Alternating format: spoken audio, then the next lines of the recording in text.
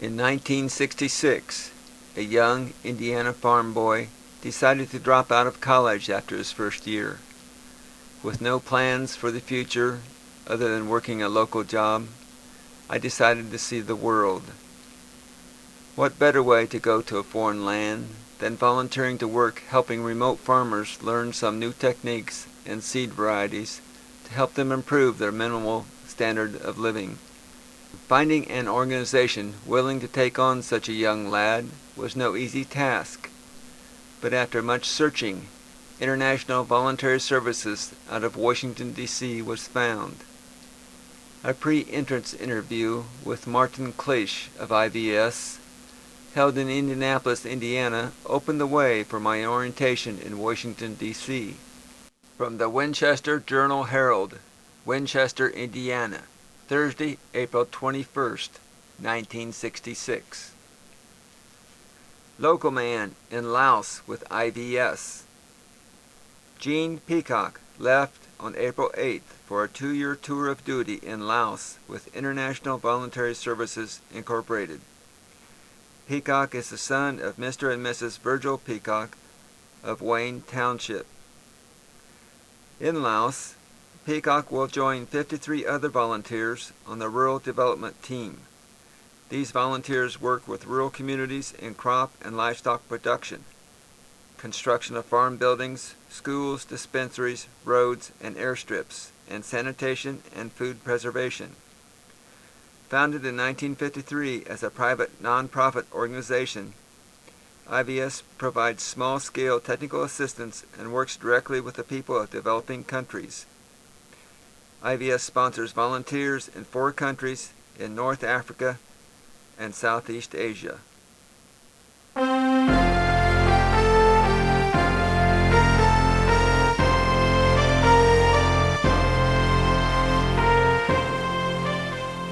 Laos in 1966 was a country of 2 to 3 million people, bordered by Cambodia, Thailand, Burma, China, North Vietnam, and South Vietnam. Vientiane, the capital city, had a population of 150,000 and was located on the Mekong River, as were all the major cities and population in Laos. Vientiane, highlighted in the red box on the map, was just across the Mekong River from Thailand.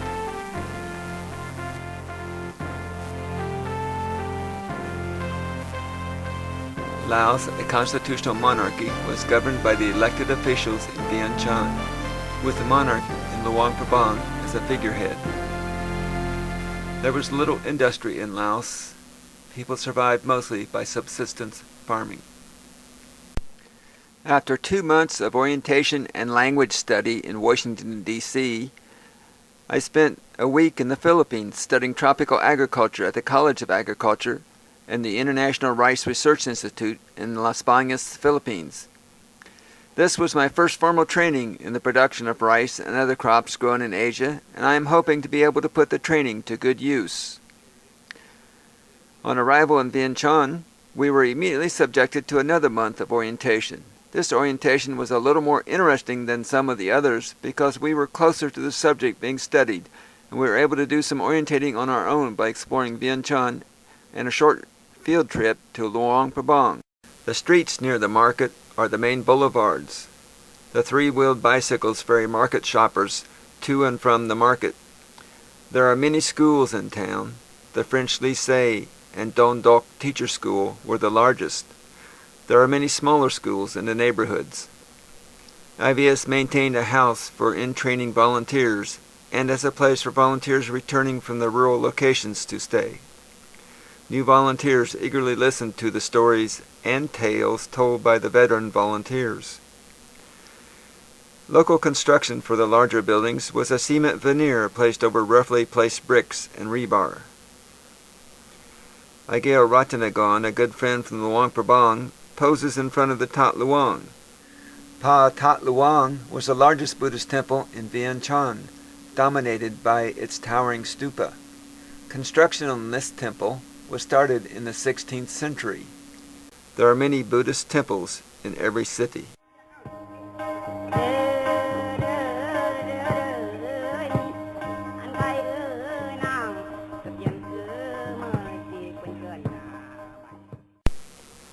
The Rocket Festival was an annual festival held to induce the rains for the coming planting season, to ensure a good rice crop.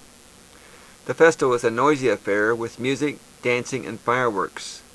Small bands of inebriated fellows, painted, with some dressed as women, danced through the crowds. Groups of young girls danced to the traditional Lao music.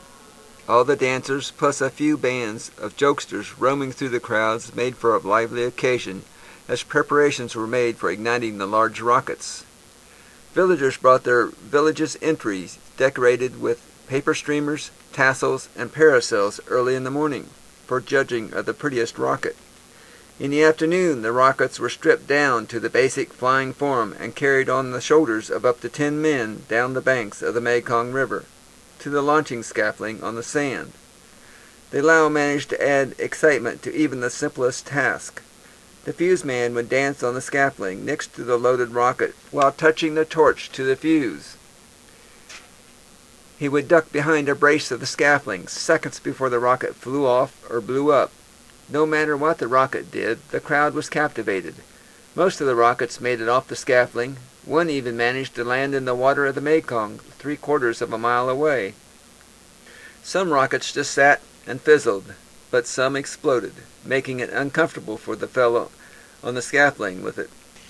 Unfortunately, the festival was very successful, as Vientiane Chan Plain had a 100-year flood that year, wiping out any chance of a good rice crop. After orientation in Vientiane Chan, I went to a fairly new cluster, Ban Lao, to help start construction on a house for an IVS couple to live in. I lived there for 3 weeks working with 2 other IVSers. Both of these fellows were very interesting individuals, thus there was never a dull moment. We managed to while away the evening hours doing all sorts of unimaginable stunts around our scorpion-infested shanty. I learned the ancient jungle art of swinging on weak vines and the consequences, along with other useful and worthwhile projects. From Ban Lao, I moved to Borican, near the city of Pak San. The cluster center where I am living is in the village of Mung Khao in Borican province, and is referred to as Borican Cluster. The cluster itself is a fairly large one. A quick trip around the cluster, not taking in many villages, not on the main path, would be about 50 kilometers. Of this 50, almost none of it is accessible by jeep during the rainy season. The only improved road in the cluster is the newly completed road from Mung Khao to Pak San. The only means of travel through the cluster in the rainy season, except for the 5 or 6 villages which can be reached by boat, is either walking or riding a horse, and getting a terrible case of saddle sores. The cluster center itself is a well-developed compound. It contains one large, Lao-type house with my living quarters upstairs and offices down. Behind the house is a row of offices for the Lao government services. Off the end of the offices is a row of storerooms, making up a sizable storage warehouse. Behind the offices and next to the warehouse, we have a large plot of ground used for demonstration gardens. On beyond the gardens, we have our pig pens, stalls for the horses, and large duck pen. And just on the other side of the fence, there is a now defunct landing strip. The school next door cooperated with the cluster center in providing educational programs. The Lao Home Economics Extension agents provided programs teaching food preparation and preservation to the young Lao girls as well as local villagers. Bamboo shoots were canned in kerosene tins. The Lao Extension agent Kim is trying to help the charcoal fire under the bamboo sprouts. Meat was preserved in large pottery jugs. Classes in gardening and livestock production were also held. The local pot-bellied pigs were trying to be improved by introducing more improved breeds to mate with the local stock. The new white boars, raised and brought in from another cluster, had to be transported on the muddy roads by jeep and floated across a flooded stream in order to reach their new villages. Transportation was always a challenge in the rainy season. The industrious volunteers never let a few obstacles stop them from accomplishing a project. Boats often had to be used for transportation. This trip was a 5-day jaunt upriver to cement a school floor. The travel time took 2 days by boat, with a long hike on muddy steep trails at the far end. Irrigation was another project of the cluster's education program. There was a large U.S. and Lao government-sponsored irrigation construction project going on nearby. A field day was organized to take farmers to learn about the new project. Farmers were eager to hear how the newly available water source would affect their own rice paddies. Weather swings from floods to drought were often problems for these farmers. The Mekong and Paksan rivers had flooded during the rainy season this year. The weather then turned to drought, causing many farmers to lose their rice crops. As with many water control projects, this agent had found his own uses for the water. A new organization was started in Laos in late 1966 called Agriculture Development Organization, or ADO, as a joint venture between the Lao government and U.S. aid. I was assigned as a U.S. provincial representative in Luang Prabang, the site of the royal palace and residence of the royal family. Luang Prabang is a ceremonial center located in the northern part of Laos. Travel to the area was on the infamous American Airlines of CIA fame. They had the prettiest attendants you ever saw. The mountains in the north are beautiful, as can be seen by the photos taken on flights into Luang Prabang. The city is located along the Mekong River, on the peninsula formed by the Khan River as it and the Mekong converge. The road to the airport crosses the Khan River via the large bridge. People can be seen on the sandbars under the bridge washing clothes and bathing.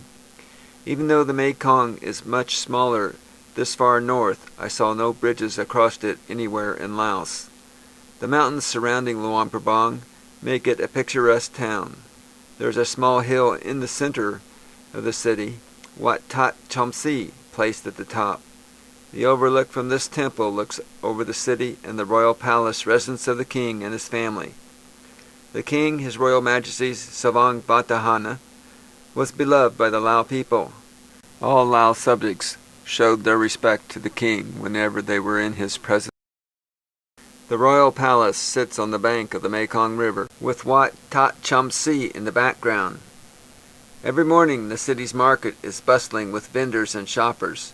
The majority of the items sold in the market are food-related. Vendors often carry baskets of food on their shoulders for many blocks. People also sell refreshments on the streets in the shopping district.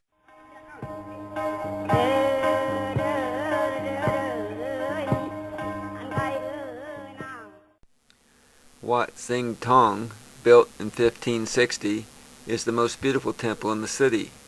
The bright red walls are covered with glass tile murals depicting Lao history and the daily Lao life. The walls, doors, and ceilings have many of the famous stories depicted in relief sculptures, some painted with bright colors and some covered with gold leaf.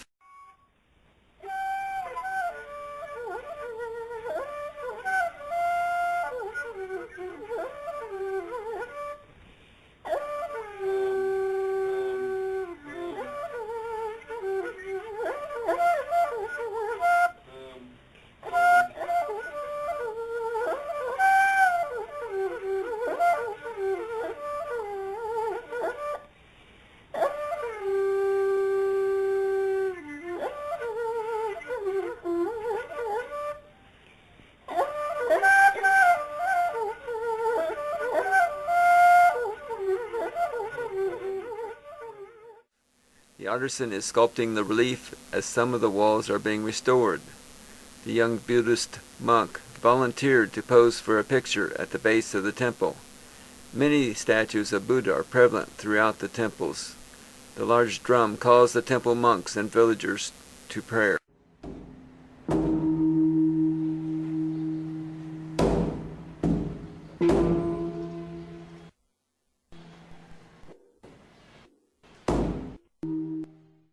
The drumming from the temples could be heard everywhere in the city.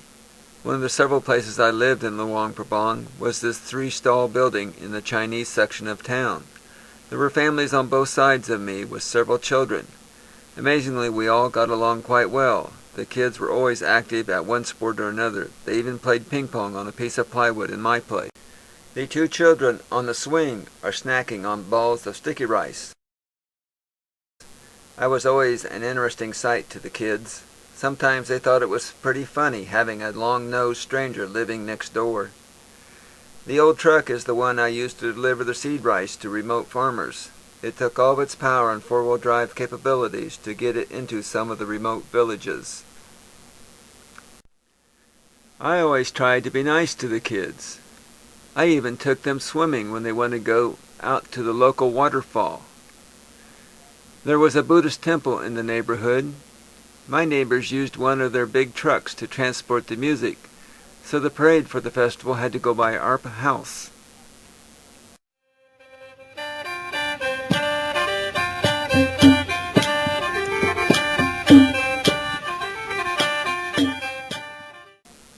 There was a prince living across the street from me.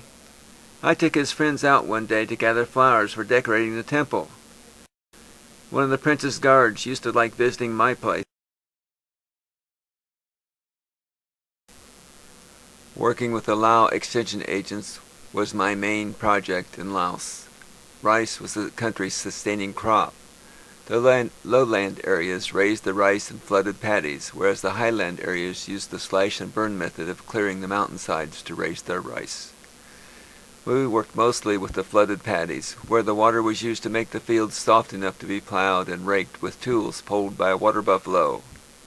The hot days spent in the field were long, making shelters from the sun important. Rice was sown thickly in small, specially prepared, protected plots. After the rice reached a transplantable size, it was pulled from the mud and tied in small bundles. The bundles were carried to previously prepared flooded paddies for transplanting. The plant bundle was held in one hand, while the other hand held the single plant between the thumb and first two fingers. This method protected the plant while it was being pushed into the mud. Ag agents in a group could progress quickly across a field, but most farmers did the transplanting with a few family members or by themselves.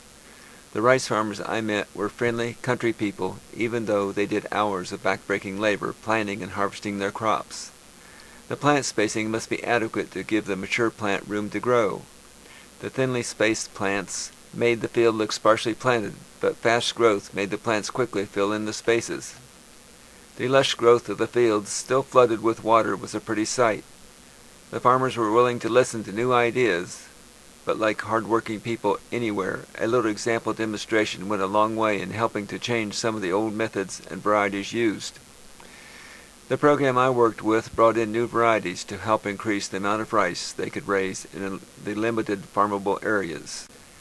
The ag agents visited with many of the farmers during the growing season to see how their crops were doing. My brother Mark visited me from his American Friends Service Committee project in Vietnam and visited with a farmer's daughter. His visit was during the growing season, as we were taking farmers around to see the fields of the new varieties or fields that had used fertilizer and other new methods. As the crops grew, the clouds became less, changing the season to the dry season. The fields are completely dry when the rice is harvested. As the rice heads swell with the seed grains, one of the first things a farmer does is to have the Buddhist monks come and bless his harvest. Then the ag agents arranged a demonstration of the new varieties, bringing in the neighboring villages to check out the success of the new crop. The rice is cut with a small hand scythe and laid on top of the stubble to dry.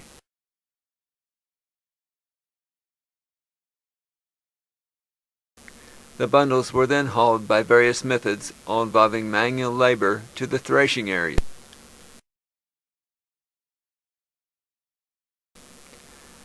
The fields looked bare after all the rice had been harvested and hauled to the threshing floor.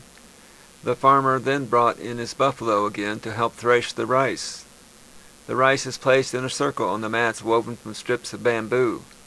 The farmer then drove the buffalo around and around the circle, walking on and threshing the rice in the process.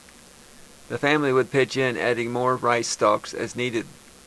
The threshed rice would work toward the middle of the mat, away from the buffalo's path. With the demonstration plots, all the Lao ag agents plus the home economic agents pitched in to help with the threshing. Other ways of threshing the rice were to grasp a bundle of stalks and bang them on a log or hard surface. Again, bamboo mats were used to control the free-flying rice grains. Long hours of work made for wanting a drink of clear, clean, cold water. Many hands at work made a long, hard process go much quicker. The threshed rice must next be fanned to winnow out all the rice hulls so that the rice can be stored. The long day's work went on as the sun sets. Most villagers and farmers did the harvest by themselves, one bundle of stalks at a time. Some people just threshed the rice by turning it with their feet. Some beat the rice stalks with sticks. The hill tribesmen had to thresh the rice the same ways, though usually on a smaller scale.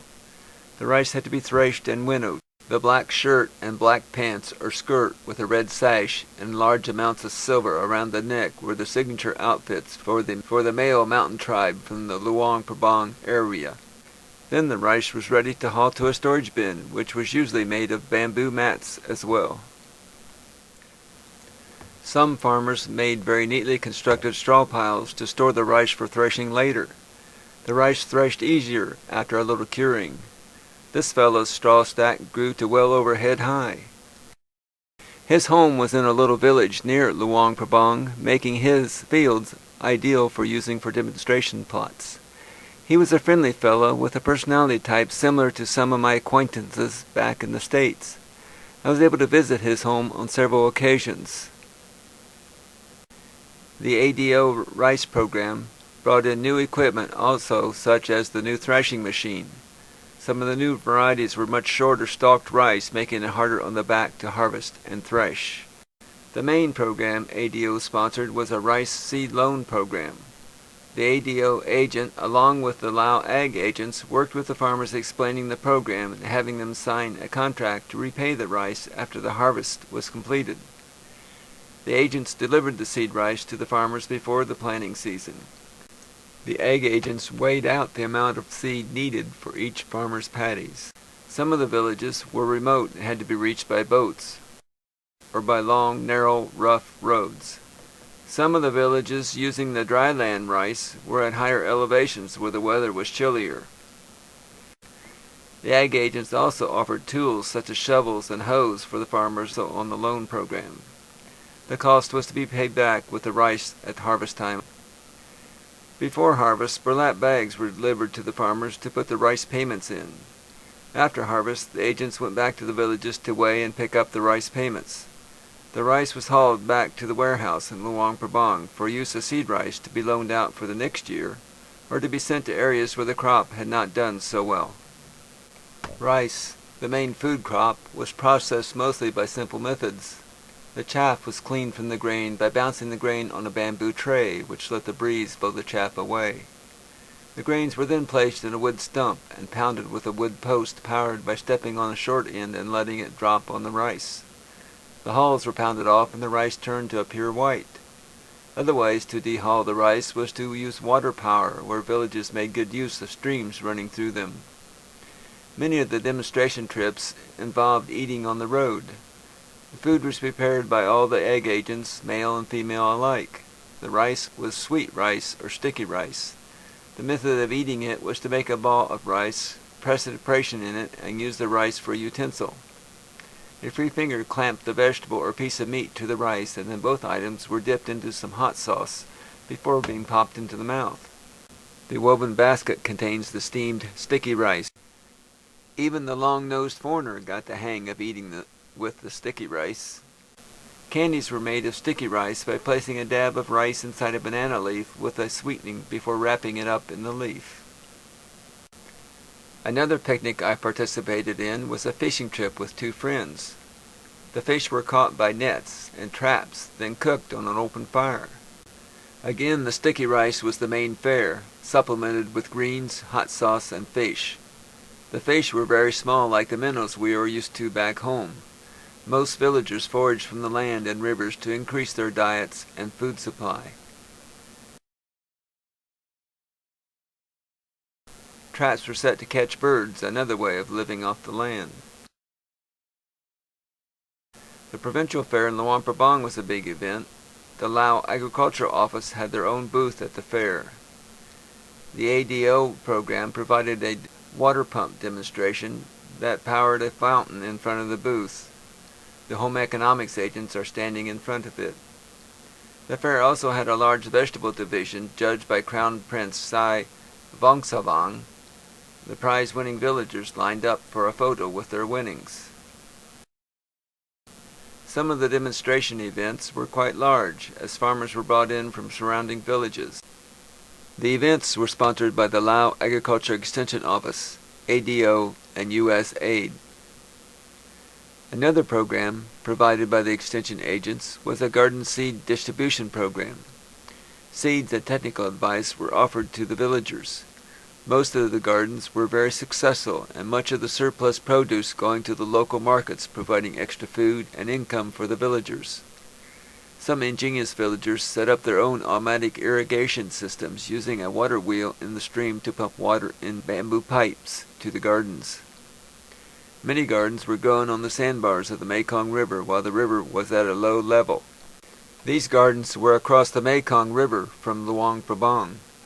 The rivers and streams were also used for bathing, washing clothes, harvesting sand and gravel.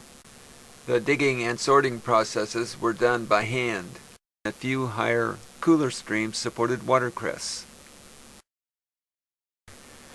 Trips to the villages were always fun, pleasant experiences. The people were very friendly with a good sense of humor, much as country people were back home. Many villages had few vehicles passing through, thus the streets weren't improved. The houses were often sitting on strong wood posts up in the air to allow for storage underneath and airflow to keep them cooler. Roofs were thatch or tin, with the sidewalls being made of woven bamboo. The floors were often flattened bamboo or woven bamboo mats. Each house had an entry ladder. Sitting on the porch is a pastime worldwide. The house water coolers were earthenware pots that allowed the water to evaporate through the sides, helping to keep the water cool. Fish or other goodies were dried on a hot tin roof. Villagers often spent time under the houses to take advantage of the shade and the cool breezes. Village weddings were a colorful festival with the couple decked out in traditional clothing. Gifts to the couple of rice cakes, cookies, fruit, and flowers tucked in banana leaves rolled into cones. The wedding gifts are sitting in a typical living room on the woven bamboo mat. The wedding bowl is made of silver with handwork design. A less traditional wedding of one of the agriculture agents used banana leaves for decorating the party room. No matter what the event, there were children watching from the edges or overhead. The Lao children were given plenty of love and attention. The kids wore the traditional skirts mixed with Western clothes. Treats were carried around in banana leaves. The kids loved to hang out at the little stores, usually run by their parents. In the cities, the Western influences were even more pronounced, as can be seen by the umbrellas. Smiles were easily coaxed from even the shyest little ones. Mothers doted on their babies, though there were those that left the little ones to their own devices.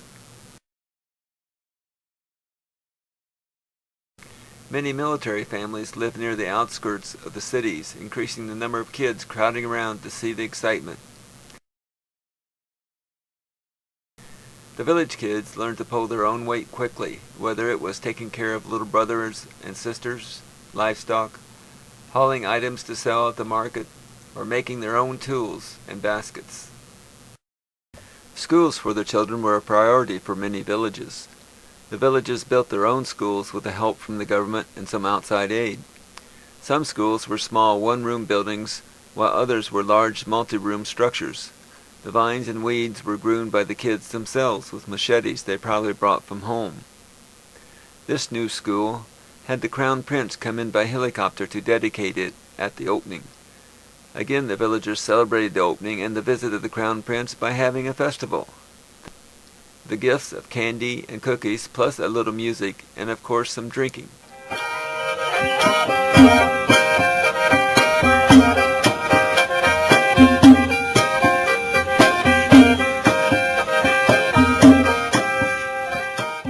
A house was built especially for the occasion and a place for the royal visitor to stay.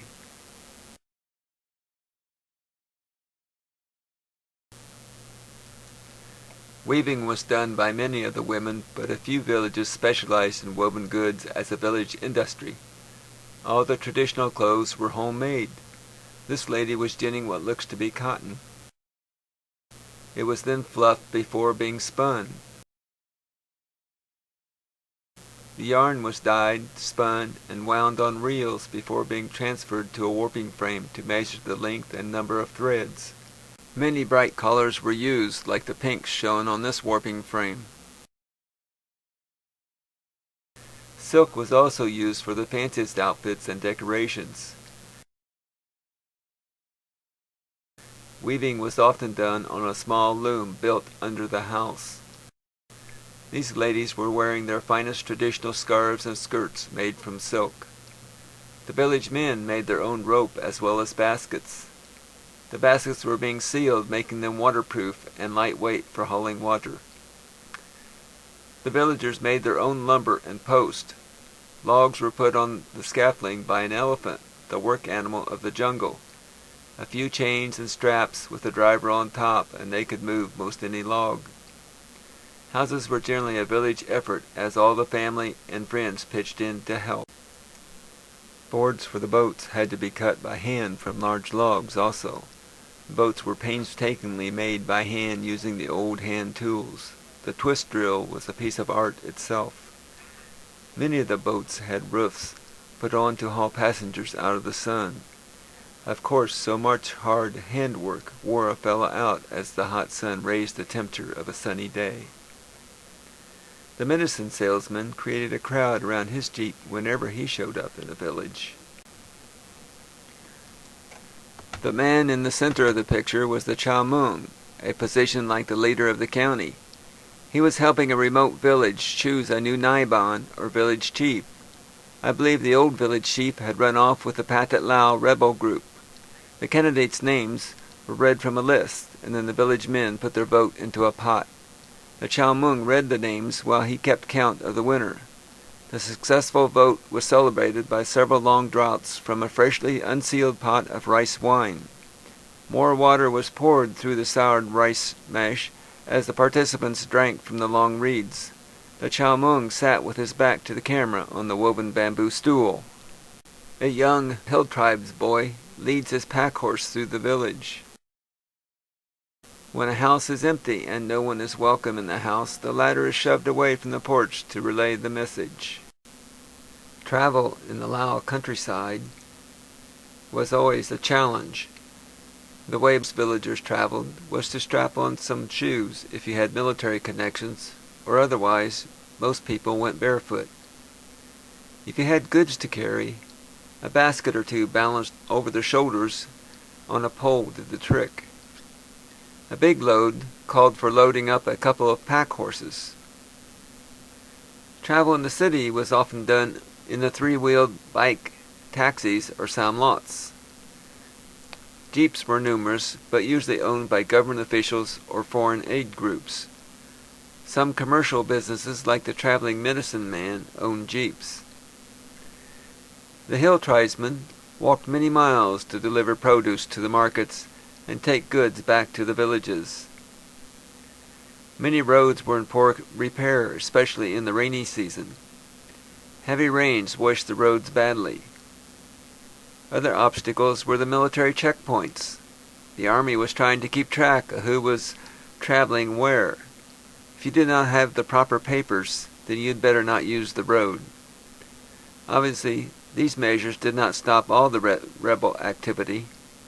This bridge was blown up in a firmly secure area. This was the area I traveled through often. The risk of vehicle breakdown was also extremely high.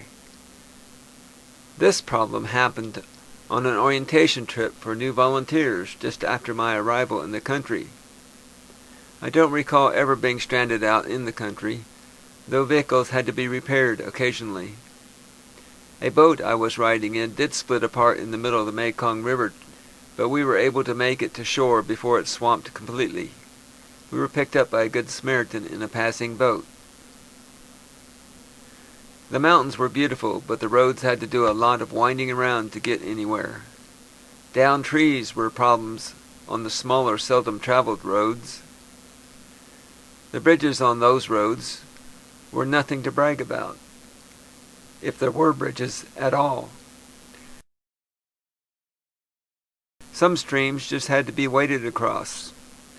You had to make a choice between modesty or dry clothes. On some of the bigger rivers, there were grand ferries to float you and your vehicle to the other side. The bigger rivers were the main highways where goods and people were moved through the mountainous terrain. Villagers along the rivers had their own little boats. Chomsi worked at the agriculture station in Borican. We were heading out to visit a village upstream. The Lao were very friendly people wherever you happened to meet them. The balance of the boats looked to be very tenuous, but the locals seemed perfectly comfortable perched on the end of a little boat. 2 Lao egg agents sang on their way back home after a long river trip. The villagers probably brought out the Lao Lao or rice whiskey as a good host would do. Soldiers floated down the river on a raft made of a pile of bamboo lashed together. They either were going to build houses from the bamboo or sell it downstream. This was a boatload of government officials escorted by Lao soldiers going upriver to hold a village election. Large enclosed boats hauled freight and people up and down the Mekong River. All the goods brought to Luang Prabang were either brought by boat or airplane. The views along the river were spectacular. Notice the boat in the foreground was barely visible because it sat so low in the water. Hidden in rocky cliffs behind this boat was a cave temple full of statues of Buddha. The main religion in Laos at that time was Buddhism. Many of these statues of Buddha were hand-carved from stone.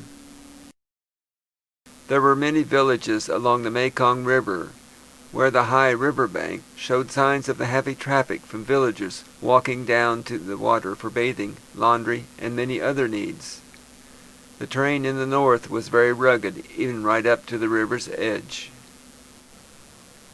One of the most beautiful spots I traveled to was Quang Sai Waterfalls, south of Luang Prabang. Several trips were made there with fellow volunteers and with Lao friends on special holidays. Hidden in the lower branch of this tree at the base of the waterfall was a green pit viper. Serpents were one of the hazards of walking in the rough areas in Southeast Asia. This snake was my closest brush with a serpent that I was aware of. The falls cascaded into a nice swimming pool at its base. The falls came from high up in the treetops in at least 3 major drops.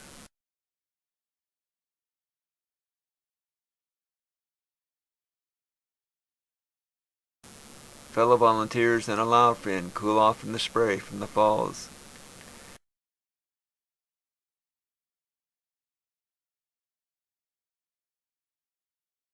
Igail Ratanagon, a friend from the Lao Agriculture Office, climbs the steep ladder to the top of the falls.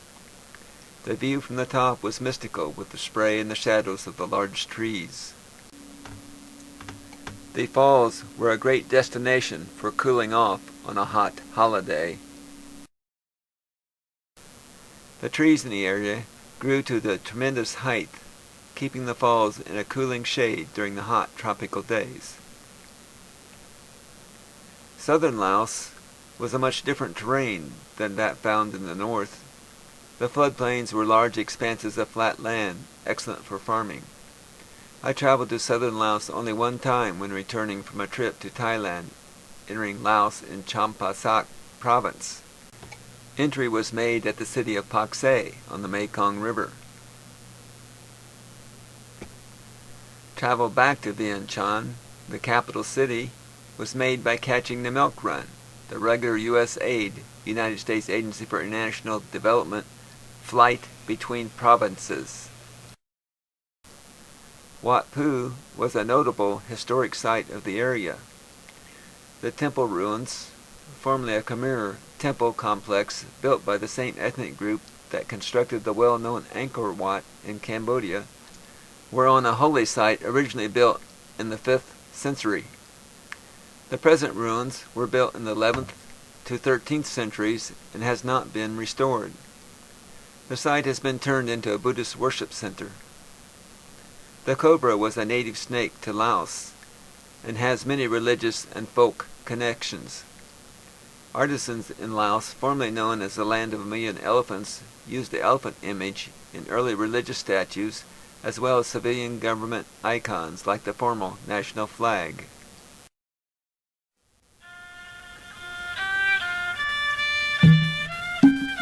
Sabai Pi Mai.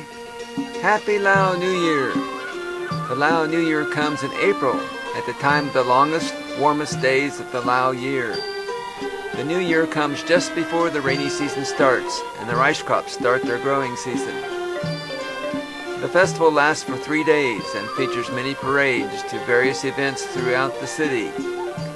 It is time of cleaning out the old by washing the house, the temples, and each other, starting on the first day.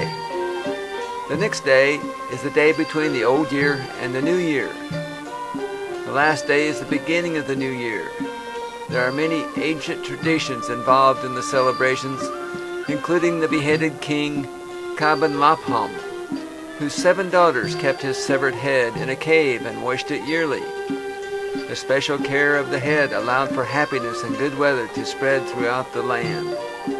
During the festival, Luang Prabang held the Nong Suk Khan pageant. 7 contestants representing the King Kaban Lapham's 7 daughters vied for the top beauty of the city. King Savang Vatthana was the ruler while I was in Laos. His Majesty was given extreme respect by his loyal subjects. His Majesty attended the holiday games at the local stadium along with the government and military officials, all dressed in their best white uniforms. Looking sharp in their maroon berets, the military band played for the ceremonies. The local school performed gymnastic demonstrations.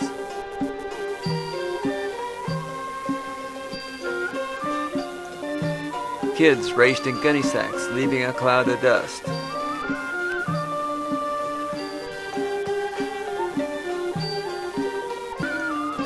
Other athletic events were pole climbing for a prize, and of course soccer.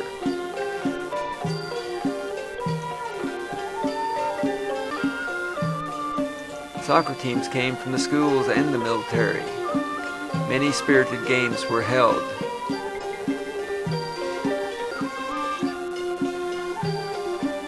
Volleyball with a twist.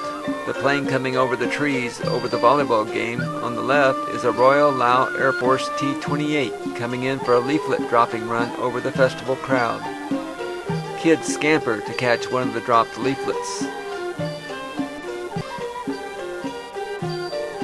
The policeman, number 007, keeps the crowd in order and watches out for a few games of chance being held around the fringes of the event.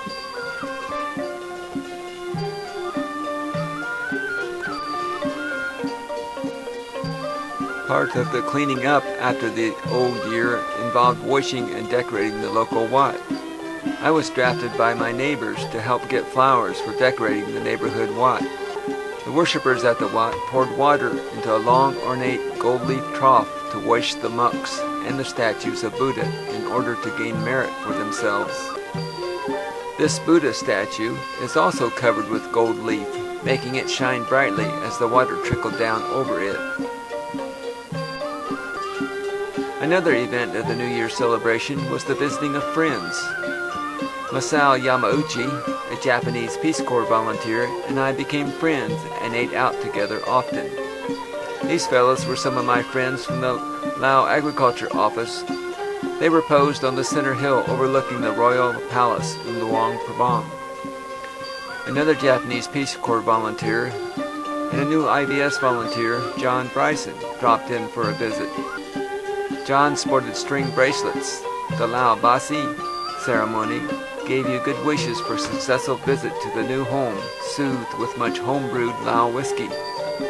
Most of the volunteers were afforded this joyful ceremony on their arrival. Another group of agriculture agents and myself visit a local Wat.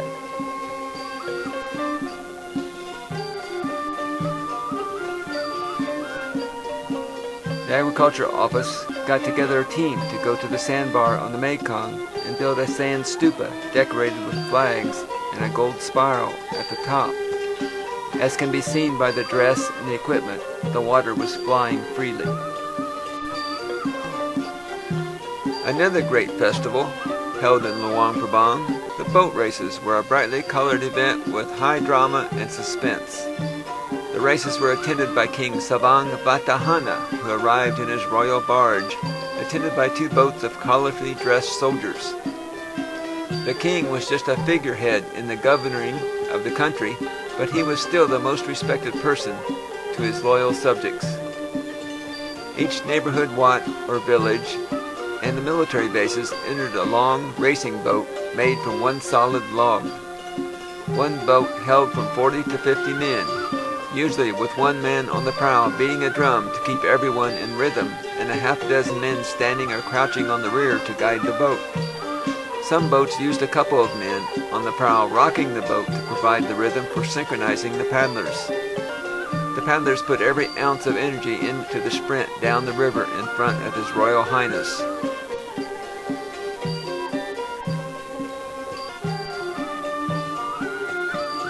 People crowded both sides of the river, watching the races, cheering for the boat from their village or wat.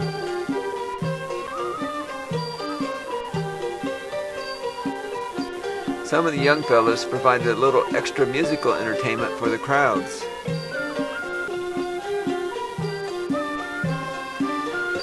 The rhythm makers were busy at their assigned task.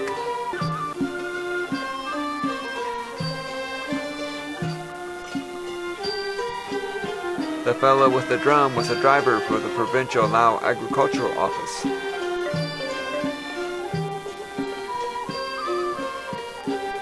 Two boats of paddlers, one all dressed in black and the other all dressed in white, made a ceremonial pass down the river at the start of the race. The long boats full of almost 50 wildly thrashing paddlers seemed hard to control.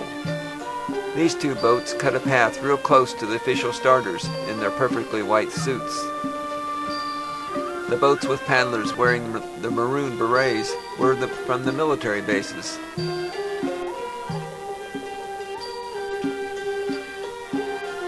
This hillside was covered with brightly colored saffron robes of the Buddhist monks. Each Buddhist boy spent some time studying in the wat with the senior monks during his lifetime. The people of Laos were very kind and forgiving to this young man, helping him survive marginal language skills in an unfamiliar culture for 2.5 years. Yes, I was laughed at more than a few times, but I also felt sincerely appreciated by the farmers and villagers we worked with.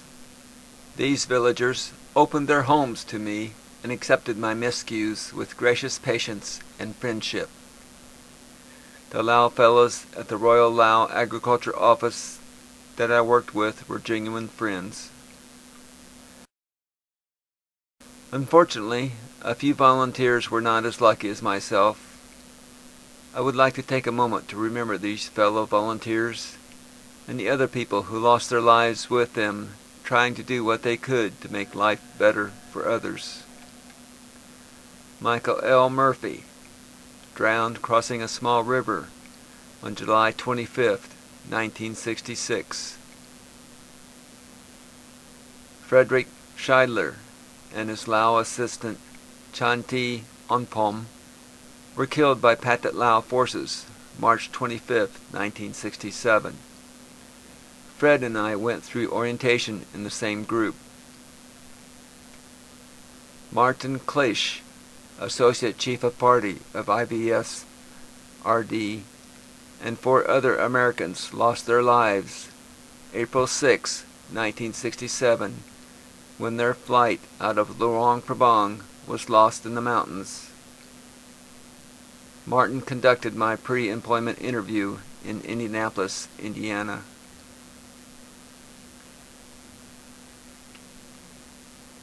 When the United States pulled out of Vietnam, the country of Laos also fell to the communist forces.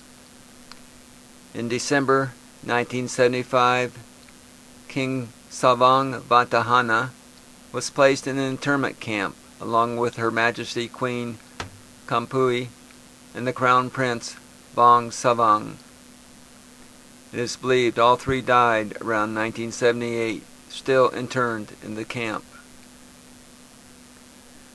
Laos is now known officially as the Lao People's Democratic Republic.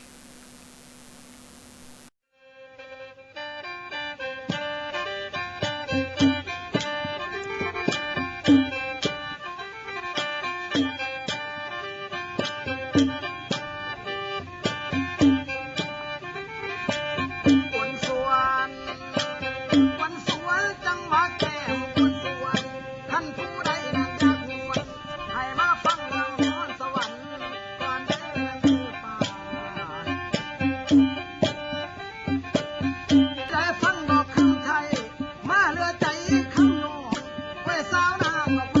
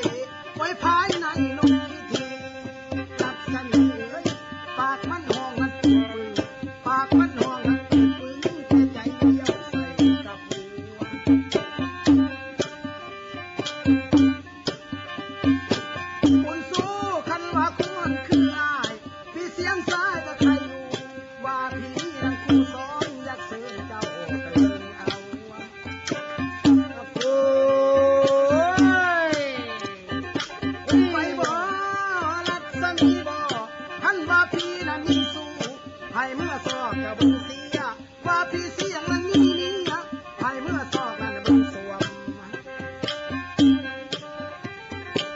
คำเอ๋ยคันนางเมื่อนั้นเห็นแล้วตีนเบื้องขวาเหยียบปากอายไว้ตีนซ้ายเหยียบปากเมีย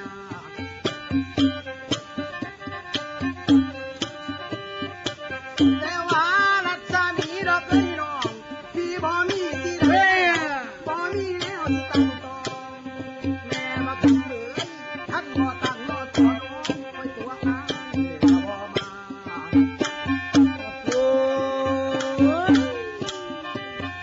แต่ว่าส่วนว่าหมอนั้นลำเสียงนี่นั่งทรงเด้อใส่ล่ะรัศมีต้องมีคู่ขั้นคู่หูนั่นจังน้องส่งผัวซ้อนเจ้าสิเอาละรัศมีดอกเอ้ยน้องเอาละพ่อดอกสามีลำสิ